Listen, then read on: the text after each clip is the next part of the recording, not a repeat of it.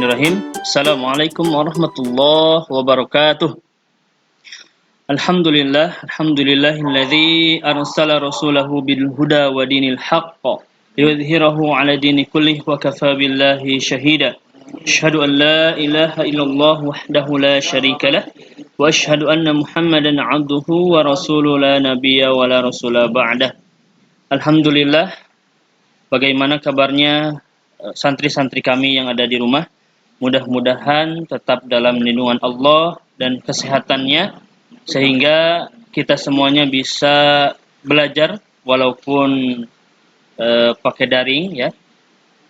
Tapi mudah-mudahan ini semua mendapatkan keberkahan dan ilmu yang bermanfaat ya. Amin ya Allah ya rabbal alamin. Baik, teman-temanku, para santri sekalian, kembali lagi kita bertemu dalam pelajaran akidah yang sebelumnya kita sudah belajar tentang 10 dasar ketika kita ingin belajar suatu ilmu agama ya, disiplin agama, ataupun kita semua belajar pelajaran apapun itu, tapi ada persiapan-persiapan yang harus kita ketahui. Sehingga alhamdulillah dengan syukur kepada Allah Subhanahu wa taala, kita akan melanjutkan pembelajaran yang sempat terhenti pada pekan-pekan sebelumnya atau pertemuan sebelumnya. Baik, anak-anak sekalian, sebagaimana yang saya katakan tempo hari bahwa insya Allah kita akan belajar akidah dengan modul atau buku Aqidatul Awam karya Syekh Ahmad Al-Marzuki. Ya. Baik, mukadimah sebagaimana yang telah kita kenalkan di tempo hari bahwa Aqidatul Awam yaitu berkaitan dengan akidah, akan tetapi Syekh Marzuki ini membuat seakan-akan pembelajaran tapi metode nasyid ya, metode nasyid, sehingga bait-baitnya bisa kita hafalkan dengan mudah insyaallah. Baik, kurang lebih seperti ini.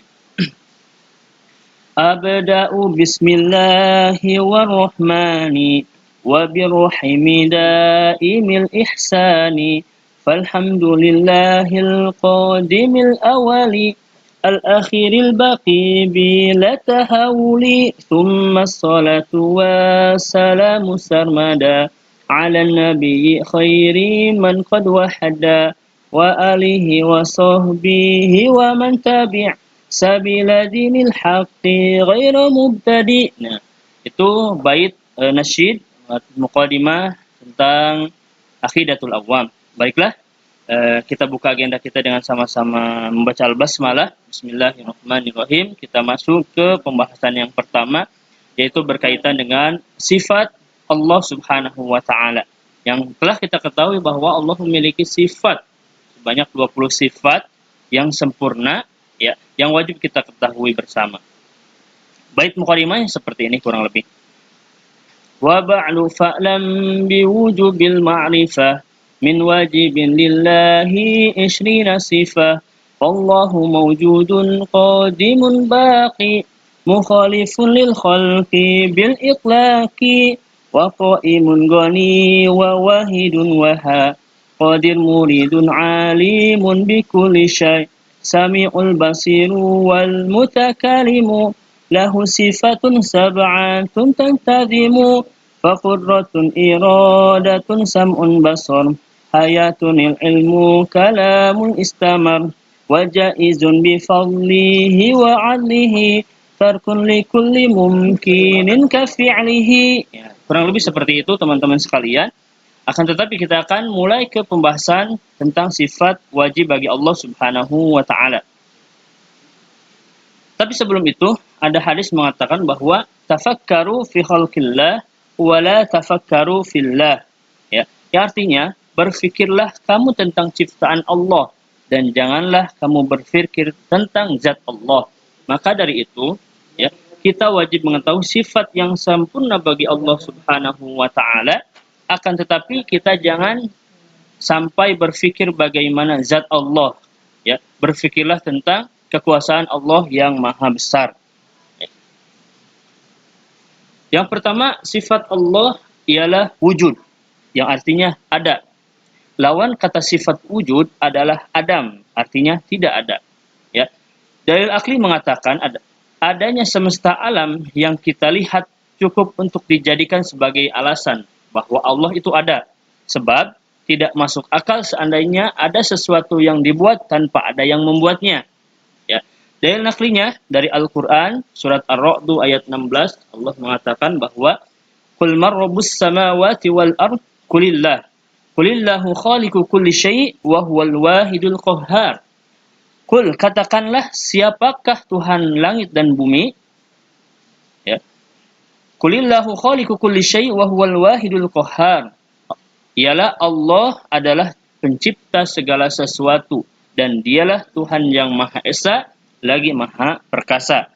Selanjutnya dalam surat As-Sajdah ayat 4 dikatakan bahwa Allahul ladzi khalaqas samawati wal ard wa ma bainahuma fi sittati ayyam thumma istawa 'alal arsy ma lakum min duni min waliyyin wala syafi' afala tatadzakkarun.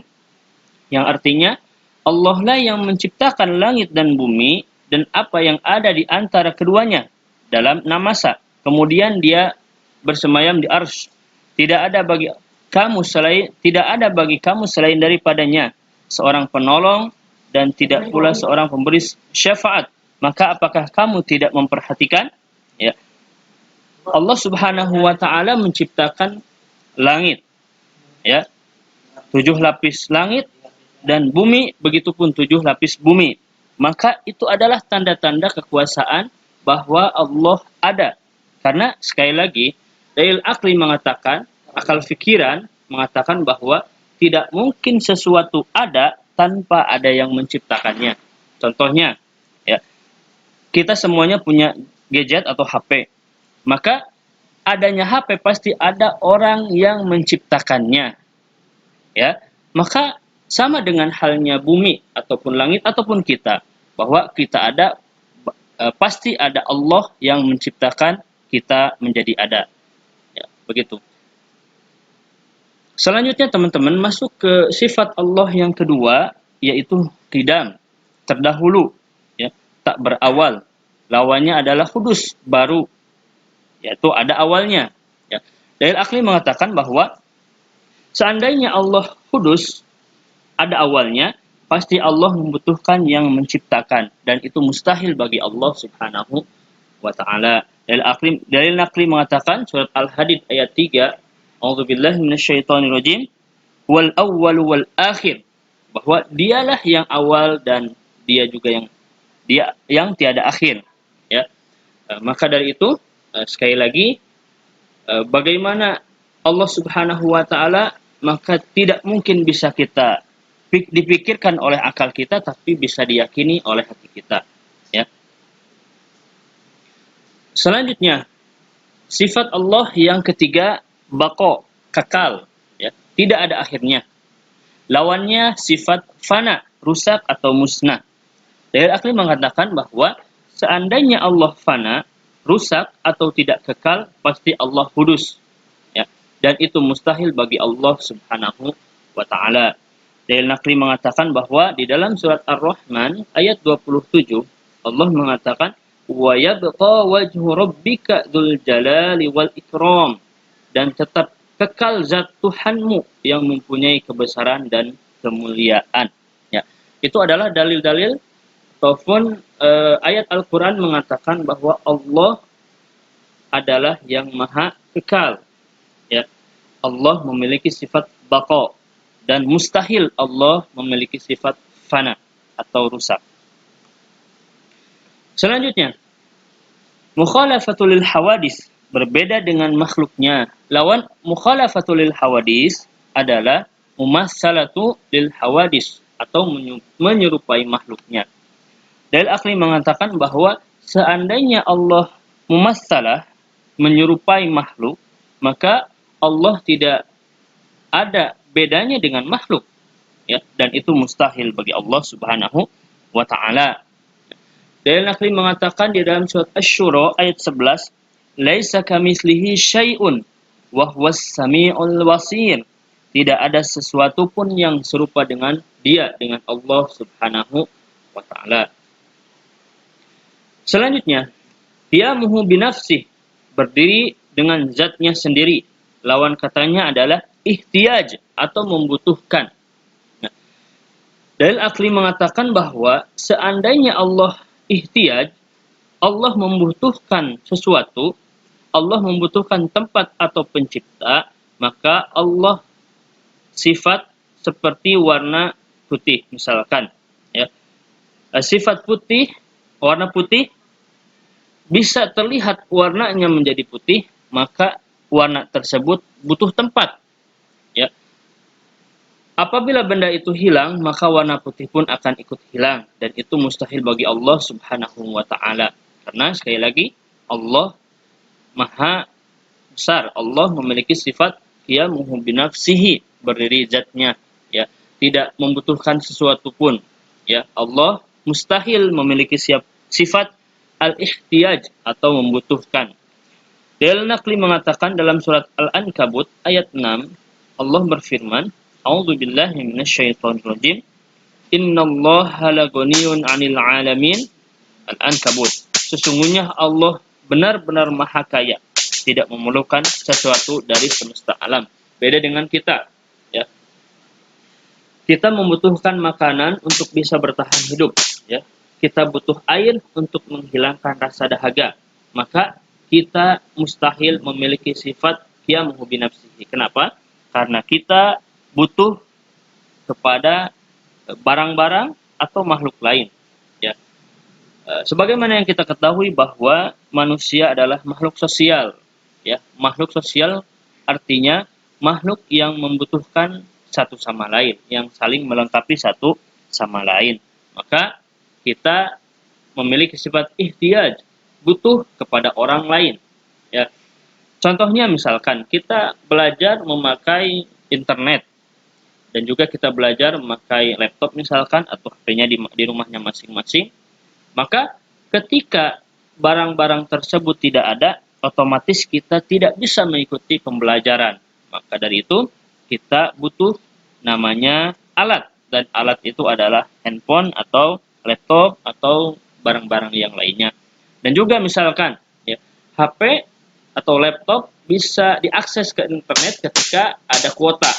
Dan ketika kuota itu tidak ada, maka HP itu tidak bisa difungsikan, ya, atau laptop itu tidak bisa difungsikan untuk browsing dan sebagainya. Maka dari itu, laptop memiliki sifat ikhtiyaj kepada sinyal, kepada pulsa, kepada kuota, ya.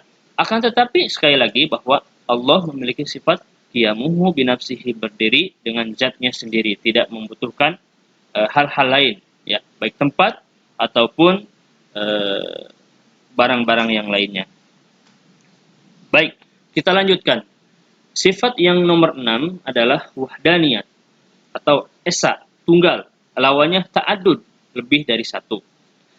Dalil akli mengatakan bahwa seandainya Allah ta'adud, ya, tidak tunggal, banyak misalkan, maka tidak akan ada ciptaannya. Kenapa?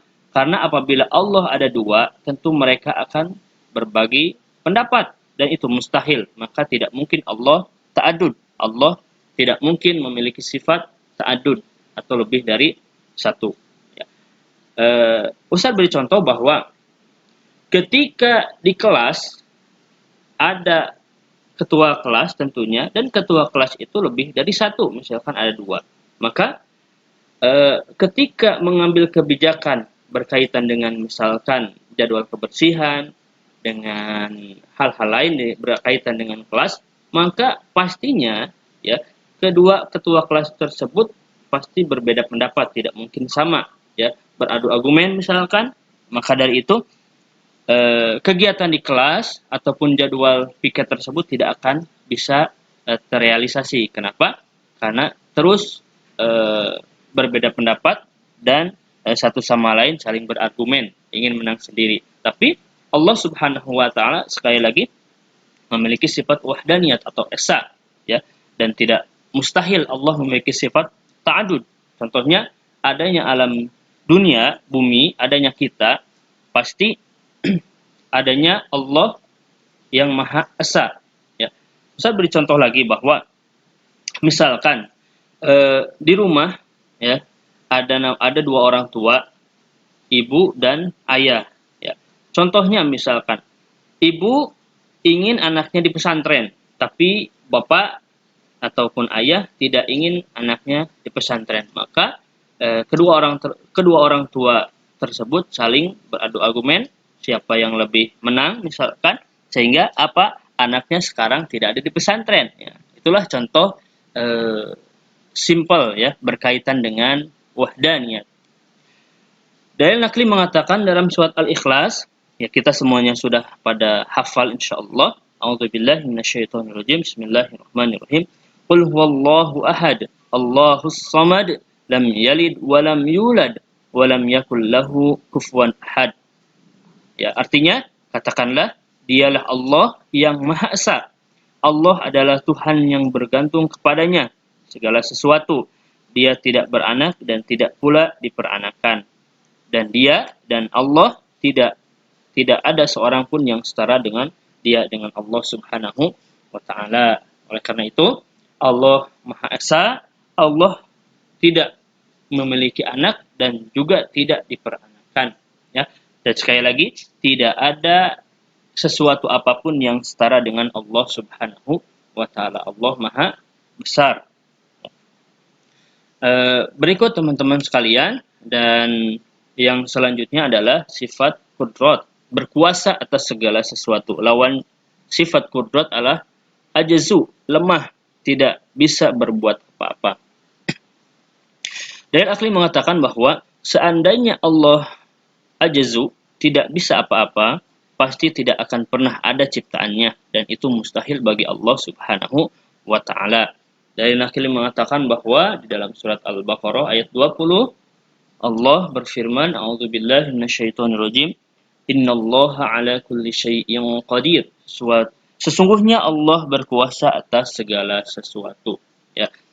Maka dari itu, Ustaz kasih contoh bahwa ketika kita lemah, ya, sakit, otomatis lemah, tidak bisa berbuat apa-apa, maka jangankan kita pergi sekolah atau ke pesantren, bahkan mau ke kamar mandi pun kita butuh orang tua kita mendampingi kita, ya. Maka dari itu kita memiliki sifat ajazu, lemah, tidak bisa berbuat apa-apa, ya. Akan tetapi sekali lagi Allah berkuasa atas segala sesuatu, Allah memiliki sifat kudrat, ya. Baik, teman-teman sekalian, kita cukupkan dulu sampai di sana. Insya Allah kita akan lanjut di kemudian hari. Mudah-mudahan kita semuanya diberikan kesehatan oleh Allah Subhanahu wa taala, dan Allah senantiasa memberikan naungan, perlindungan kepada kita, sehingga sekali lagi kita masih dalam masa pandemi, wabah yang sudah mendunia.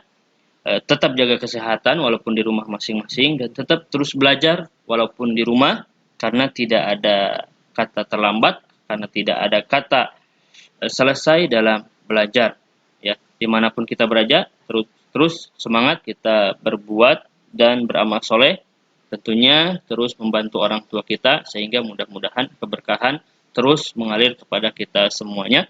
Alhamdulillahirabbil alamin. Mari kita tutup agenda kita dengan sama-sama membaca doa kafaratul majlis. Subhanakallahumma bihamdik, asyhadu an la ilaha illa anta, astaghfiruka wa atubu ilaik. Wal 'afu minkum. Assalamualaikum warahmatullahi wabarakatuh.